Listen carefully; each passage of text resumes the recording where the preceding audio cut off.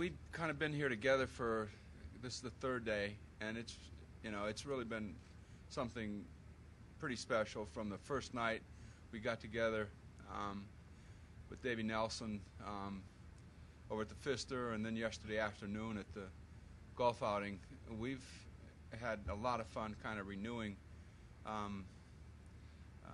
friendships and telling larger and larger lies to one another about how everything was, in 1982. But I used to have a thing Gorman just reminded me of that I hadn't thought about in quite a while, but every now and then when things would get a little too hairy on the field and a little stressful, it might be very late in one of the bars, and I would announce, I'm looking for adventurers. And they all kind of got used to the idea that that meant there was a picnic somewhere, that we all ought to do the best we could to get on our own magic bus and take every now and then. It took us to places like Atlantic City from Philadelphia at wee hours, and various other places to kind of gather ourselves, because sometimes on the field it wasn't going quite right. But for those who've been on picnics and considered themselves adventurers, it was nice to reflect on some of that too. But I said it the other night when I was asked to speak, Davey Nelson was kind of going around to each and every one of us,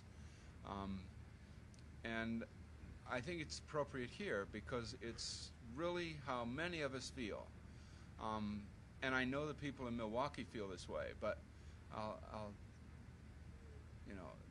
point out that there was Raleigh here, and there was Sal as real leader types, because they had been through the wars and had played in the World Series. And I remember saying clearly to them both one night, because I'd not been through it,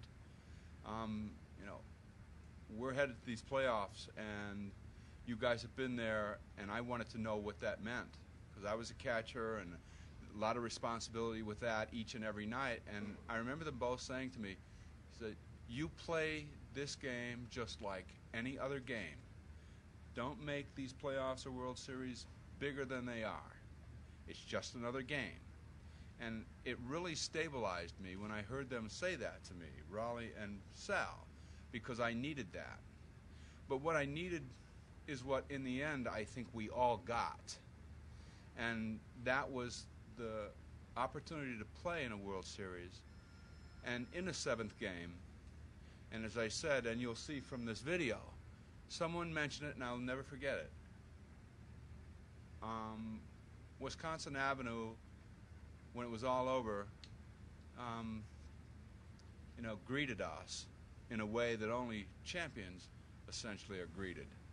And what I think every one of us will remember, and I'll leave you with now, is that that night, or that series, or that 1982 episode made winners of almost all of us.